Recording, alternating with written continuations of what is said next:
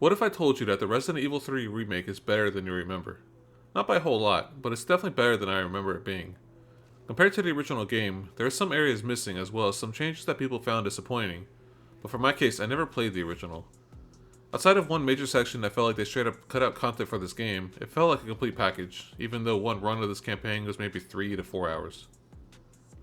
I played this game at release and was rather disappointed by it, but going back for this video, there were several aspects of the game that I found better than the Resident Evil 2 remake. A good part of this is the variety of areas that you go to. Granted, it's just about on par with the Resident Evil 2, but it feels more varied. From the starting town, police station, hospital, lab, sewers, it feels like you're exploring a large area. Howbeit, part of these sections are extremely short. If there's one major criticism I can say up front, is this game is too damn short. They did have a multiplayer mode for this game that came out after release, and I never actually even tried it. Multiplayer Resident Evil is just bad, and it wasn't enough for this game for me to go back to it, especially since it ended up being rather average to mediocre based on the review scores. This video is going to be a run through of the entire story of Resident Evil 3, some of the changes from the Resident Evil 2 to this, as well as thoughts on the entire game. There will also be some comparisons to Resident Evil 2 since there are some parts of this game that straight up overlap or are reused or just prequels to. Resident Evil 3 is also more action heavy than the others over the puzzles and story, so it's also partly why I found it more enjoyable. I do recommend playing it since it can be pretty fun at times, but with that out of the way, let's jump into the rather fantastic opening. This pandemic has spread faster than any disease in modern history. Angry mobs roam the city. It's kind of weird going back to this game in a post-COVID world. Granted, we have been in a post-plague world and disease world since our existence, but since COVID is so recent, it just feels a tad different. I kind of feel some of this footage was from protests that happened in real life, however this game came out a little before that all went down. But this intro cutscene is awesome. I love live action footage in games, and it's something that always seems out of place, but I'm always here for it. It shows that the road is starting to fall apart, and that there's this strange creature that ends up being the Nemesis. The first part of you taking control is a bit off-putting, but it's still fine. You play as Jill Valentine this time around, and I still think she's easily one of my favorite playable characters in these games, mostly because she's a full-on badass. But starting off the game, you're in a first-person section that it feels unbelievably zoomed in, like her eyes are magnified times 20. You have a weird fake out and do another first-person moment before you get a warning from a character named Brad that wants you to leave. Here's the first introduction to Nemesis. As mentioned in my previous video, I hate having unkillable enemies constantly chasing me around. But it works in this game since it's fun to play. The framing of the camera here during this chase is done so well that it makes him so imposing. Also, Jill should have died here several times, but she's also a boss, so I'll allow it. Getting away from it, you meet up with Brad as the city goes to shit. The lighting and just about everything looks stunning, however the engine does this weird thing where people's animations in a certain distance is cut in a bunch and it's like very choppy. Well, from here, you leave behind Brad, who is left to an unknown fate until later on, and you get told to get to the top of a parking garage area. However, once up there, well, let's just say you gotta get back down. It's my turn, bitch!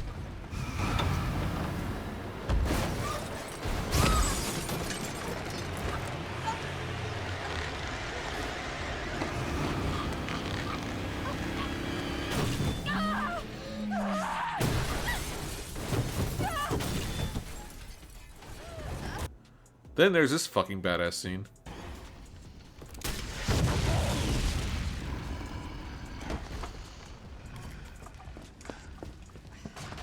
Hey, easy, lady. I got you.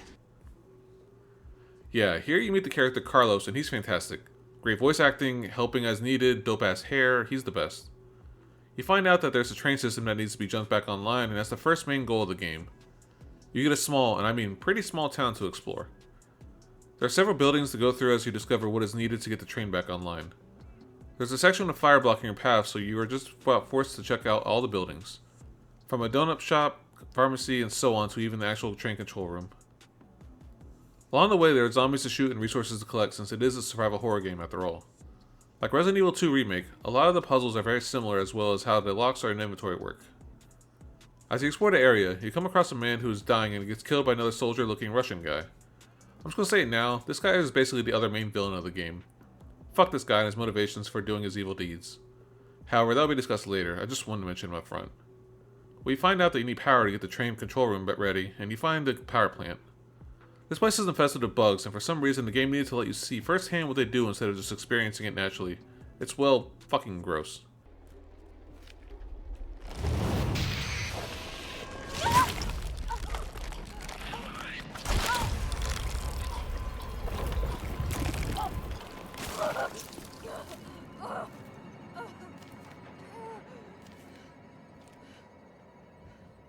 I wasn't a big fan of this section, but thankfully when getting footage unassisted, it was a cakewalk. You need to use a green herb if they attack you since they infect the hell out of you. Here, Nemesis is back and is a pretty good entrance. Once power is back online, you do a simple puzzle thing setting the train route correctly, all while avoiding the Nemesis walking around again. There isn't too much to say about this section outside of just re-exploring the same areas and making sure you make your way back to the train. Well, since the Nemesis is, well, the Nemesis, you get to lure it away and try and help to save the train.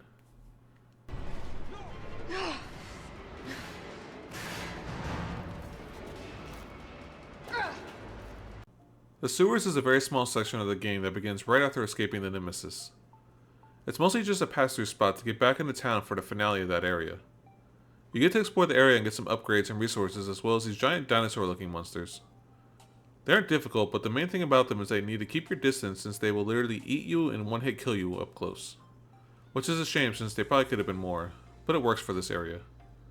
Once out of the sewers, you get back up into town and try and escape the Nemesis again before just saying fuck it and having your first boss battle.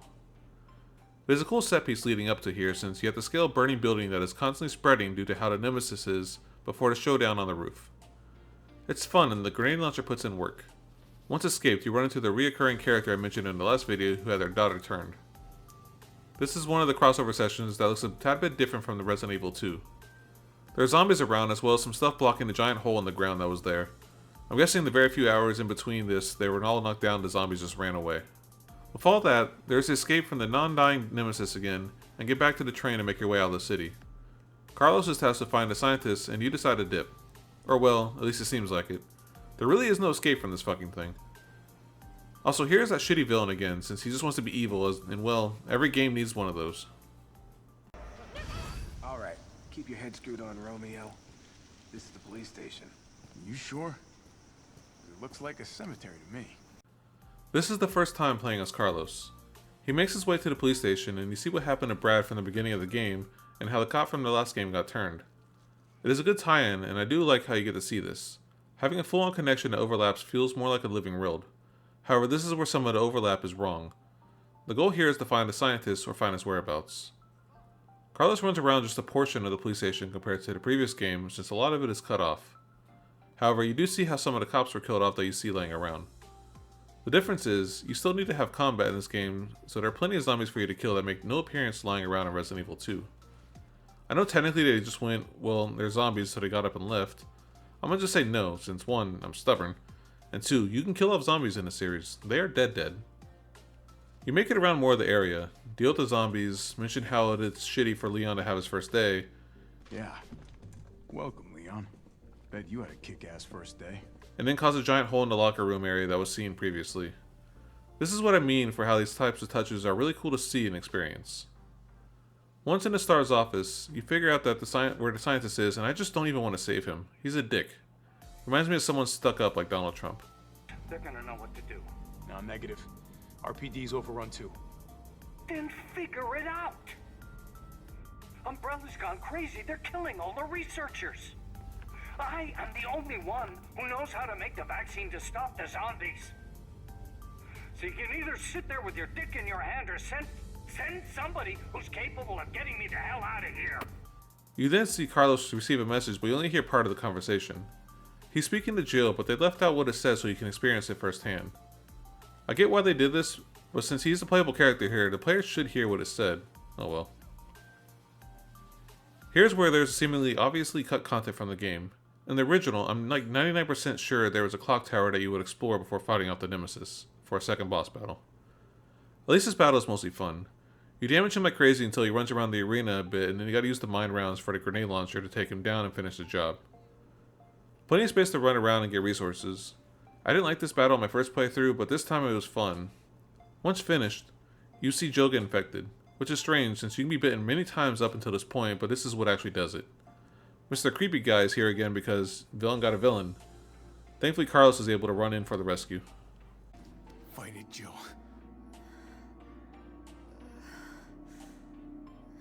I'm gonna get you the vaccine. Back to playing as Carlos as he needs to find the cure for Jill. He is at the hospital that has the scientist guy that's in hiding and you get to explore it, do the usual thing, and find him. There isn't too much to say about the starting points of the hospital. At one point when exploring, you do see the same creatures from the first game, which is a cool callback. It is a shame though that they can easily one-hit kill you if you don't dodge in time or kill them quick enough. The scientist is secure behind the door and you gotta get a voice recording for it in order to get in there. This level's straightforward. Once you get inside, you find out the scientist is dead, but there's one cure left, so back to Jill we go. Once the cure is administered, however, this game goes into full-on action and Gears of War Horde mode with needing to hold off for a set amount of time with a non-stop wave of zombies. It is challenging, especially on higher difficulty modes, but on assisted, it feels like a power trip. Due to how the engine is, since there are so many zombies, they just melt away when killed. Also, I have no clue why they're all swarming the hospital. Zombies don't know about the cure. Also, the city's about to explode from a nuke that will be incoming in about a day. Joe wakes up in a first-person scene again, but is hallucinating and fights a turning Carlos. Not sure why the scene is here, but I guess it's cool. The player probably knows by now that the first-person stuff is fake for how it is handled from the beginning of the game. It's just stress getting to Jill after the first game and whatnot. You find out that you need to go to underground and get a cure to stop the nuke that is incoming, so that's where we go. Stockpile facts. I must admit, I respect your tenacity, but I'm afraid our games end here. When I say there isn't too much to say about a section, that basically all goes towards this area. It's just a passage to get towards the lab area for Umbrella. However, the evil villain guy wanted to delay that by having you explore a small battle arena of zombies and get some fuses in order to progress. I should have got nothing to say about it, it's fine. But here's where the other character Tyrell dies from the never-ending Nemesis. You're in the lab area for Umbrella and you need to create the cure since, well, we scientists now. No really, not sure why. We find the ingredients for the cure, go to a spot, and make the cure. Shit that is unbelievably complicated in real life, we do in a few easy steps. Granted, the actual science is done well behind the scenes beforehand, it's just weird. They just wanted to add in a puzzle again just cuz. This is basically the entirety of the lab in this game compared to the last two games. Also, thinking about it now, it's crazy how in these games they all end with you going in a lab. Guess they just want to stick to a formula that worked. Once the cure is made, you get yet another boss battle at the Nemesis. This one is even easier than before, and I'm shocked that Jill is still alive by the way that she's falling and all the stuff that she's gone through up to this point. The villain enters just cuz for like the 5th fucking time. He offers you a deal to record the combat data in exchange for the cure. I'll record it all and sell the combat data. Put on a good show and maybe I don't need the vaccine. Whatever the fuck that even means. Who benefits from this data? Is it used to train people? There's only one Nemesis that I know of and Jill should be dead already anyways. What is the point of this combat data? In case they make more Nemesis in the future so they can know what it's capable of? I'm sorry, it's just fucking dumb to me. I hate pointless villains. Carlos helps at times with saying where the Nemesis runs off to instead of using the mines like the previous boss.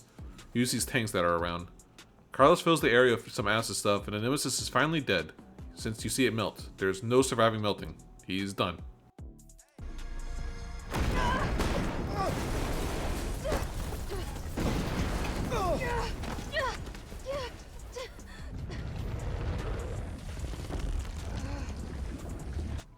Yeah, of course it's not fucking dead.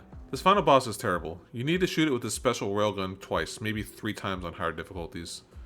Once you shoot it once, you gotta push these generators back. I really can't emphasize how bad this is. The only upside is he looks kinda cool. That's literally it. Nemesis is actually now finally dead and it does look neat. I guess. I do like railguns in general. With that, the game ends. You run out of the area into a place that looks very similar to the final elevator room in Resident Evil 2. You take out the villain, who is named Nikolai. I never actually did mention that. You have to shoot him, but the aiming is off and you can easily fail it. But with that, you and Carlos fly out of here and avoid the nuclear blast that should straight up knock this helicopter out of the sky.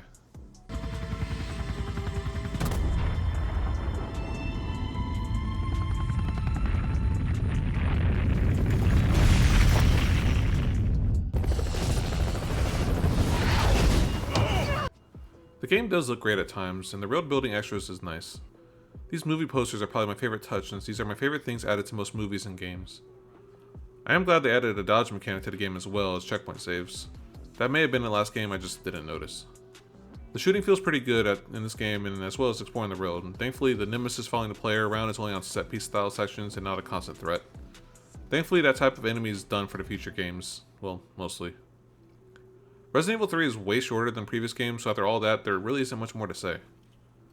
I hope you enjoyed the video, and stay tuned for the next up in the Resident Evil 4 remake. I'm only about a quarter of the way or so done with the game, so it may be a little bit longer until that video is out. Don't forget to subscribe to see when that comes out, but until then, see you on to the next one. Thank you.